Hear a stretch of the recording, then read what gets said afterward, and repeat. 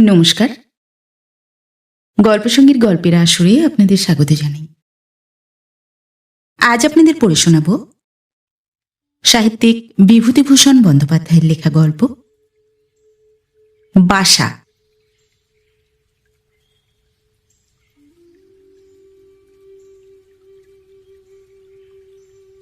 খড়গপুরে সভা করতে গিয়েছিলাম। বৈশাখ মাস, বৃষ্টি হয়নি প্রায় সারা মাস। তার উপর খড়গপুর শহরের গরম, গাছ নেই, পালা নেই, ছোট্ট রেলওয়ে কলোনির বাসাঘর। সামনে দিয়ে ড্রেন চলে গেছে, ময়লা জলে ভর্তি। 4 নম্বর বাসায় তবুও যা হয় লোক একরকম বাস করতে পারে, 3 নম্বর বাসায় কষ্টে সৃষ্টে চলে। কিন্তু 2 নম্বর এবং 1 নম্বরের বাসা যে হতভাগ্য লোকেদের জন্য তৈরি হয়েছে, তারা পশু জীবন যদি যাপন করত অরণ্যে, এর চেয়ে অনেক ভালো থাকতে পারত। ভগবানের আলো বাতাস থেকে এভাবে বঞ্চিত হতো না। এক ভদ্রলোকের বাড়ি অতিথি হয়েছিলাম। তিনি কি একটা ভালো কাজ করেন, 4 নম্বর বাসায় বাসের অধিকার পেয়েছেন।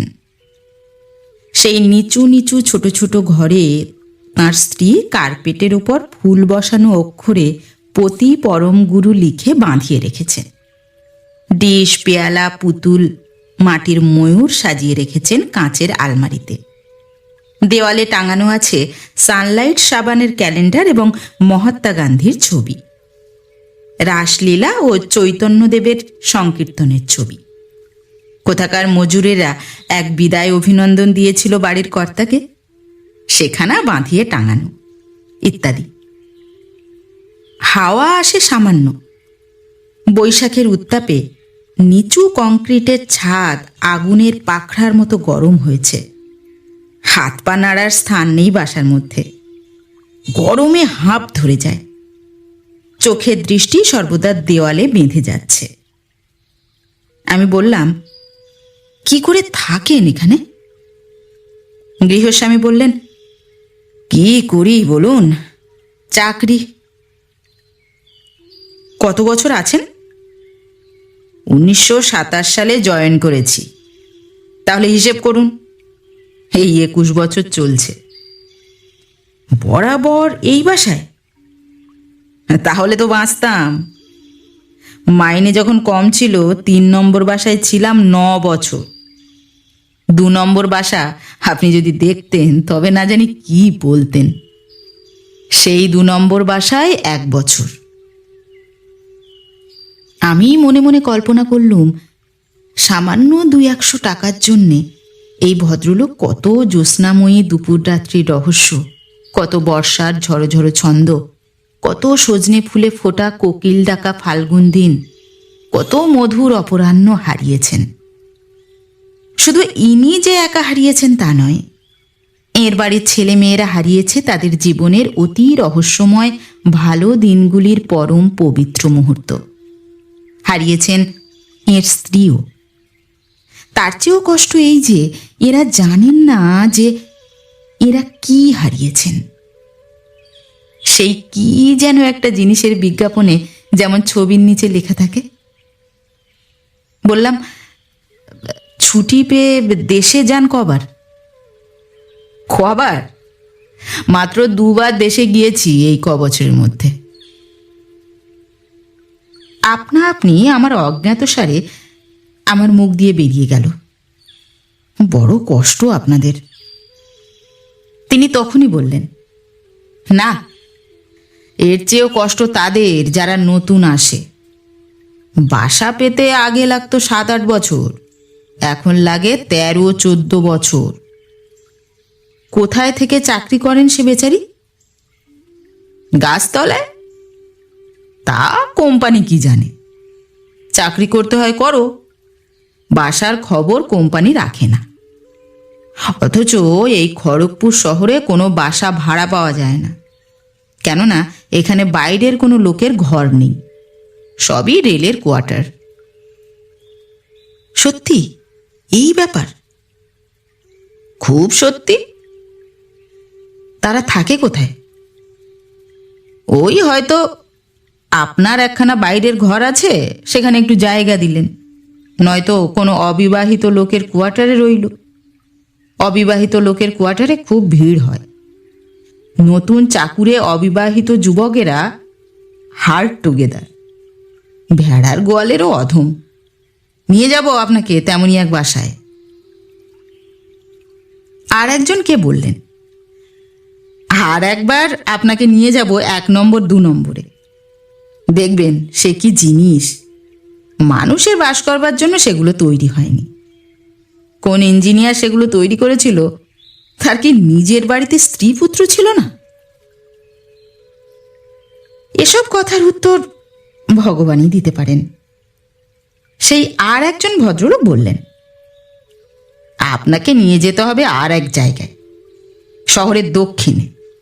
সেখানে যত সব অফিসারদের কোয়ার্টার্স, দেখে অবাক হয়ে যাবেন, স্বর্গ। গৃহস্বামী বললেন, হ্যাঁ হ্যাঁ মিত্তির, সেখানেও একবার নিয়ে যেও তো একে। পূর্বের ভদ্রলোকটি বললেন, না নিয়ে গেলে কন্ট্রাস্টটা তৈরি হবে না যে। উনি বুঝবেন কি করে যে আমরা কোন নরকে আর তারা কোন স্বর্গে? বোধহয় মিস্টার বাসুর ওখানে আপনার নিমন্ত্রণ আছে, যেতেই হবে। খবর দেবে এখনই। স্বর্গই বটে, শহরের দক্ষিণে খোলা জায়গায়। গিয়ে দেখবেন কি চমৎকার হাওয়া, কি সবুজ লন, অর্নামেন্টাল ট্রিজ, বড় বড় কাঁচের সার্সি খড়খড়িওয়ালা জানালা দরজা, লাইট, ফ্যান। সেসব অন্য ব্যাপার। আসল কথা, সেসব তো আপনার আমার জন্য তৈরি নয়, সে ছিল সাহেবদের জন্যে। সাদা চামড়া গায়ে থাকলেই অফিসার্স কোয়ার্টার্সে তার জায়গা। কি বড় কি ছোট, কোনো সাহেব কখনো 3 নম্বর 4 নম্বরে থাকতো না। 2 নম্বরে 1 নম্বরে তো দূরের কথা। কি করে শোষণ করেছে দেশটা, আমাদের মানুষ বলেই গ্রাহ্য করেনি। বেলা গেল। পয়লা বৈশাখের উৎসব সভা এবং সেই সঙ্গে বিচিত্রানুষ্ঠান বলে একটা কথা সব জায়গায় বড্ড চলেছে। সেই বিচিত্রানুষ্ঠান যথারীতি সবই ছিল। সভাপতি নির্বাচন, উদ্বোধন সঙ্গীত, মাঝে মাঝে বিকল হওয়া মাইক, রবীন্দ্রসঙ্গীত, আধুনিক কাব্যসঙ্গীত, বক্তৃতা, তারপরে আবার বিচিত্রানুষ্ঠান। সর্বশেষে সভাপতির অভিভাষণ দিতে যখন উঠলাম, তখন রাত 10টা। লোক জড়ো হয়েছে, বহু, কয়েক হাজার হবে। বিচিত্রানুষ্ঠানের পরে কেউ দাঁড়াতো না সভাপতির অভিভাষণ শুনবার জন্যে। কিন্তু সভার উদ্যোক্তারা ভারী চালাক। তারা সব শেষে রেখেছিলেন একটি অতি লোভনীয় ব্যাপার, এবং সেটা বড় বড় অক্ষরে কার্যসূচিতে ছাপিয়েও দিয়েছিলেন। সেটি হলো জলযোগ, অর্থাৎ ডালদায় ভাজা বোঁদে আর দরবেশ মিঠাই। ব্যাস, শালপাতার ঠোঙায় ইতিমধ্যেই স্বেচ্ছাসেবকের দল সকলের পেছনের সারির ছেলে মেয়েদের মধ্যে বিলুতে শুরু করে দিয়েছে। 2-1 চেঁচিয়ে বলতে লাগলেন, বড্ড গোলমাল হচ্ছে, দেওয়া বন্ধ করো, এখন দেওয়া বন্ধ করো। আর দেওয়া বন্ধ করো, ওই জন্যেই আশা। আর ওই বিচিত্রানুষ্ঠানের জন্যে কে এসেছে সভাপতির বাজে ভ্যাজ ভ্যাজ শুনতে? 2-1 হাততালি পড়ল, কিন্তু পিছনের ছেলে মেয়ে সারি জলযোগের ঠোঙার জন্য অধীর হয়ে উঠেছে। সংক্ষেপে সেরে বসে পড়লাম। সভাপতিকে ধন্যবাদ দেওয়াও শেষ হয়ে গেল। একজন ভদ্রলোক এসে বললেন, চলুন একটু জলযোগ এই পথে আগে। না, আয়োজন বেশ ভালোই, নিন্দে করবার কিছুই নেই, খুব ভালো আয়োজন। বেরিয়ে আসছি এমন সময় ভিড়ের মধ্যে হঠাৎ কে একটি ছোকরা এসে আমার পায়ের ধুলো নিয়ে প্রণাম করলে। মুখ তুলতেই দেখলাম সে আমাদের গ্রামের হিরু জেলের ছেলে কানাই। কানাই ম্যাট্রিক পাশ করে আগে পূর্ববঙ্গে কোথায় যেন রেলে চাকরি করত। বললাম, এখানে কাজ করো নাকি? হ্যাঁ, পাকিস্তান থেকে চলে এসেছি। ঈশ্বরদী ছিলাম। আপনাকে মা ডাকছে, ওইখানে দাঁড়িয়ে। তোমার মা এখানে? খুব অবাক হয়ে গেলাম। কানাই জেলের মা চিরদিন পাড়ায় চিঁড়ে কুটে ধান সিদ্ধ করে ও মাছ বিক্রি করে সংসার চালিয়ে এসেছে। অজ পাড়া গাঁয়ের মেয়ে ও বউ সে। চিরদিন দেখে এসেছি জ্যৈষ্ঠ মাসে আম কুড়োবার জন্য খুব ভোরে উঠে সে গ্রামের পেছনের বড় জঙ্গলে ভর্তি আম কাঁঠাল বাগানে আম কুড়োবার জন্যে যেত। আষাঢ় মাসের মাঝামাঝি পর্যন্ত রোজ তাকে দেখা যাবেই আম বাগানে গভীর কাঁটা বন ও লতাপাতার জঙ্গলের মধ্যে ঢুকে বাদুড়ে খেকো আম কুড়িয়ে বেড়াচ্ছে। জ্যৈষ্ঠ মাসের শেষেই পল্লীগ্রামের দেশি আম শেষ হয়ে যায়। আষাঢ় মাসের মাঝামাঝি পর্যন্ত ওকে আম কুড়োতে দেখে আমার হাসি পেত। আমার বাড়ির উপর দিয়েই ওর আম কুড়িয়ে ফেরবার রাস্তা। পাড়া গাঁয়ে যেমন হয়, এক বাড়ির উঠোন দিয়ে অপর বাড়ির লোকে যাতায়াত করে। ও যখন ফিরত তখন ওকে বলতাম, কানাইয়ের মা, কি আম কুড়োলে? কানাইয়ের মা চুপড়ি দেখিয়ে বলতো, আমার কই দাদা ঠাকুর, এই দেখুন। প্রায় খেয়েও বাদুড়ে খেকো আম দু একটা ছাড়া দেখতাম না। ও আবার এত ভালো, যেদিন একটাও ভালো আম পাবে সেদিন আমাকে বলতো, এই আমটা আপনার জন্য দিয়ে যাই, রাখুন। আমি বলতাম, না না বা তুমি নিয়ে যাও। ও শুনবে না, ঠিক দিয়েই যাবে। গ্রামের মধ্যে সকলেই বলতো, কানাই জেলের মা বড় সৎ, কখনো কারোর সঙ্গে ঝগড়া করেনি। মাছ বিক্রির সময় ওর সরলতার সুযোগ নিয়ে ব্রাহ্মণপাড়ার ঘুঘু গিন্নিরা ধারে মাছ নিত, 6 মাস ঘুরিয়েও পয়সা দিত না। অবশেষে হয়তো পয়সা মেরে দিত। কখনো কারো বিরুদ্ধে অভিযোগ ওর ছিল না। আবার ধার চাইলে 6 মাস ঘুরিয়ে যে কাল পয়সা দিয়েছে তাকেও আজ আবার মাছ দেবে। আমাদের পাড়ার রামচাটুর্যের ছেলে পিতৃহীন দরিদ্র অবস্থায় কোনো রকমে নিজের চেষ্টায় ম্যাট্রিক পাশ করে রেলে কি একটা চাকরি পেয়েছিল।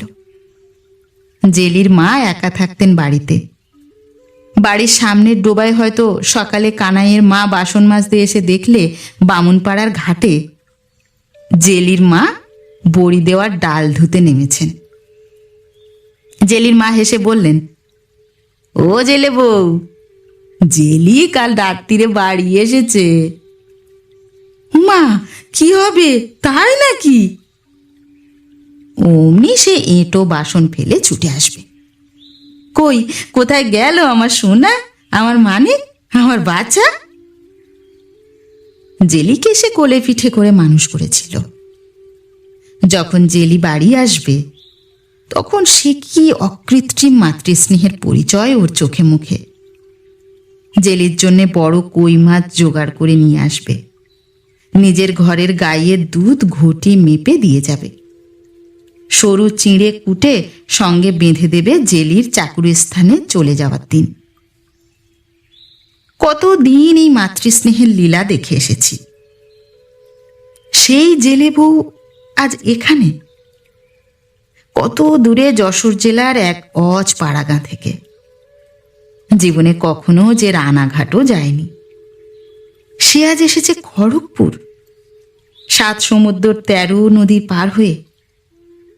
বাঁশবাগানের তলায় ওদের জেলে পড়া সেই খড়ের ঘরখানা ছেড়ে ছেলের বাসায়। জেলে বউ আমায় দেখে এগিয়ে এসে বললে, দাদা ঠাকুর আমাদের কত দূরে এসে নেকচার বলছে। আমায় কানাই বললে, দাদা ঠাকুরের নেকচার হবে আজ সবাই।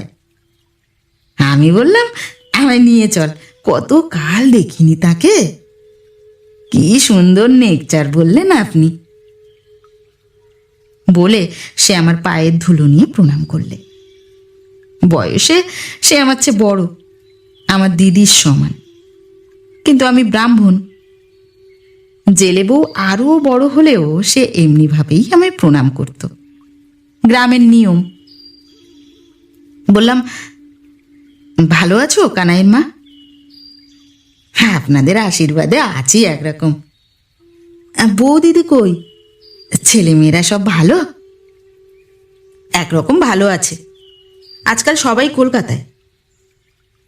দেশে যাননি? মধ্যে গিয়েছিলাম একবার, মাস 2 আগে। ও অমনি আকুল ও পিপাসিত সুরে বললে, বলুন, গাঁয়ে কে কেমন আছে? ইতিমধ্যে সভার উদ্যোক্তাগণ আমাকে তাগিদ দিতে লাগলেন, তাহলে কাইন্ডলি আসুন। আবার আমাদের নববর্ষের ডিনার পার্টির আয়োজন রয়েছে মিস্টার বাসুর ওখানে। আমার কিন্তু যাবার ইচ্ছে নেই সত্যি একটু।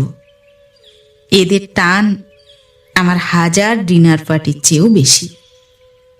সমস্ত খড়গপুর শহরের 1000 সুশিক্ষিত, সুমার্জিত, সুভদ্র লোকের মধ্যে এই গ্রাম্য অশিক্ষিতা জেলে বউকে আমার অনেক বেশি আপনার জন বলে মনে হয় সেই মুহূর্তে। জেলে বউ বললে, তা হবে না। সে কি দাদা ঠাকুর, মোদের বাসায় যেতে হবে না বুঝি? না অমনি ছাড়বো? পায়ের ধুলো দেবেন না বুঝি বাসায়? চলো, যাব না কেন? বাহ, এদিকে এরা ছাড়ে না। সে কি স্যার, এখন গেলে আর ওরা কি না খাইয়ে ছাড়বে? যাবেন না। আমি বললাম, কিছু না, বেশি দেরি হবে না, এখনই আসছি। দেশের লোক ধরেছে। ওদের সঙ্গে ওদের বাসায় গেলাম। মুশকিল, 2 নম্বরের বাসা, কম মাইনের লোকের বাসা। আমাকে ওরা নিয়ে গিয়ে ঘরে বসালে। 2খানা ছোট্ট ঘর, একটা রান্নাঘর, একটা বারান্দা। এই হলো 2 নম্বর কোয়ার্টার্স। বৈশাখ মাসের দারুণ উত্তাপে সে ঘরের অবস্থা যে কি তা না অনুভব করলে বুঝিয়ে বলা কঠিন। জেলখানায় এর চেয়ে ভালো। নড়বার চড়বার জায়গা নেই, আলো বাতাস আসে না, হাঁপ ধরে যায়। একখানা ঘর একটু সাজিয়ে রেখেছে, একখানা ফর্সা চাদরও পেতে রেখেছে বিছানায়। একটা সস্তা টাইম পিস ঘড়ি কিনে ছোট একটা টেবিলে রেখে দিয়েছে। ওর বাপ হিরু জেলেকে আমরা বাল্যকালে দেখেছি বাঁশের দুয়ারি তৈরি করে মাছ ধরত, হাটে মাছের ঝুড়ি নিয়ে গিয়ে মাছ বিক্রি করত। কানাইয়ের মা টিনের ক্যানিস্ত্রায় ধান সেদ্ধ করত বাড়ির উঠোনের আমতলায়। বড় গরিব ছিল ওরা। কানাইয়ের বউ এসে আমাকে প্রণাম করলে, বললে, বসুন, একটু চা করে দেব।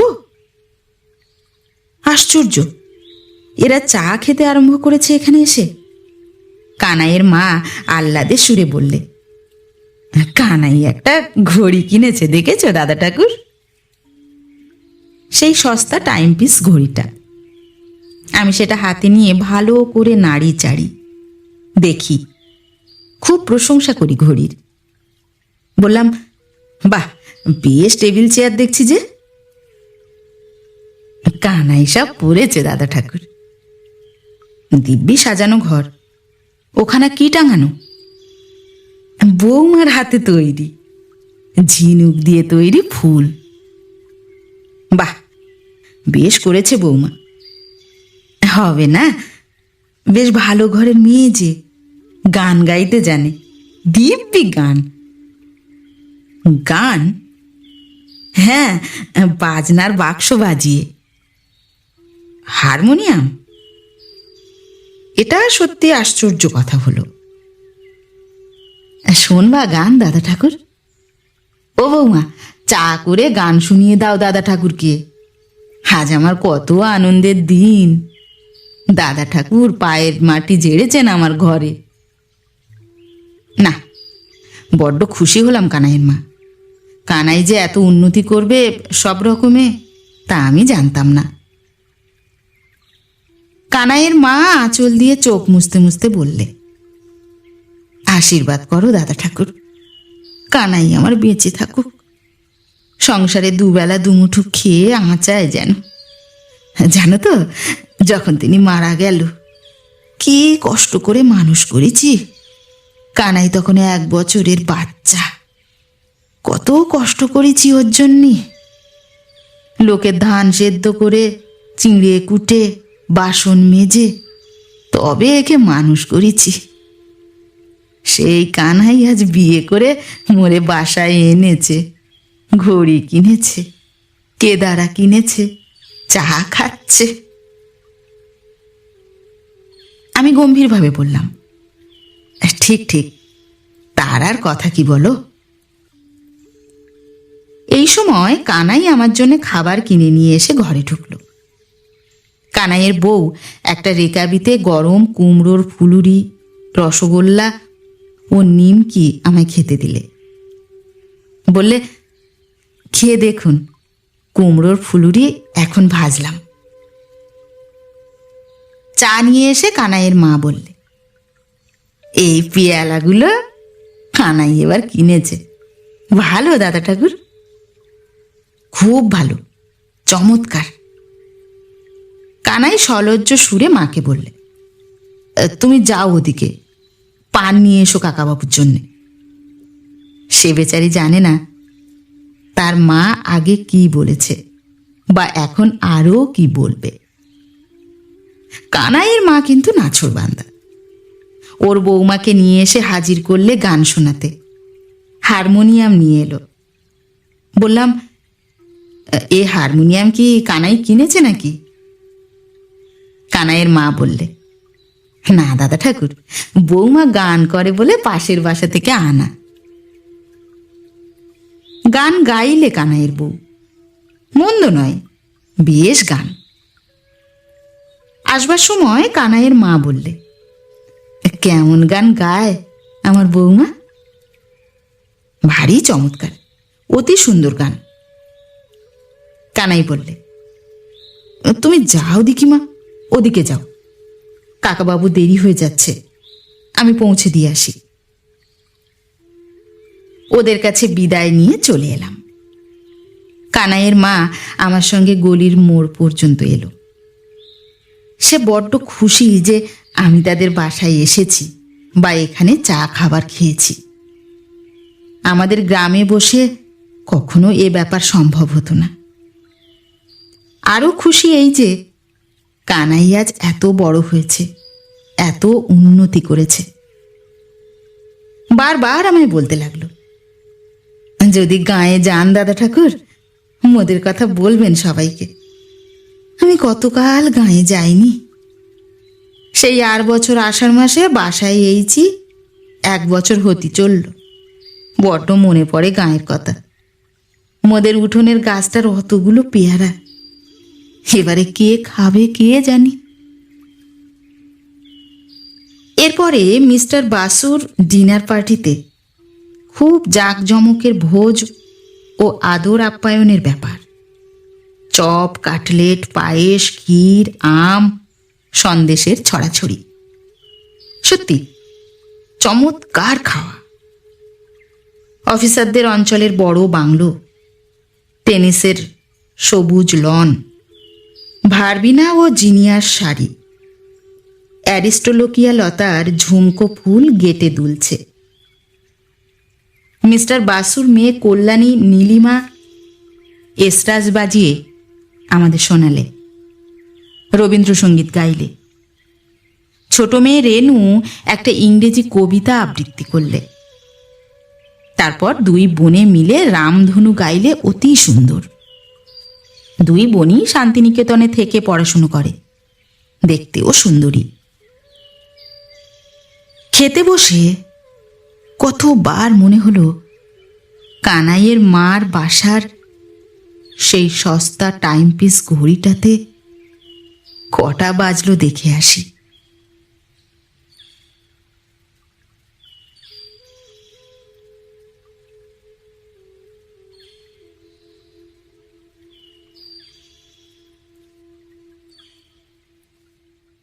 নমস্কার। নতুন একটি গল্প নিয়ে খুব শিগগির ফিরে আসছি। ততক্ষণ সবাই ভালো থাকবেন, সুস্থ থাকবেন।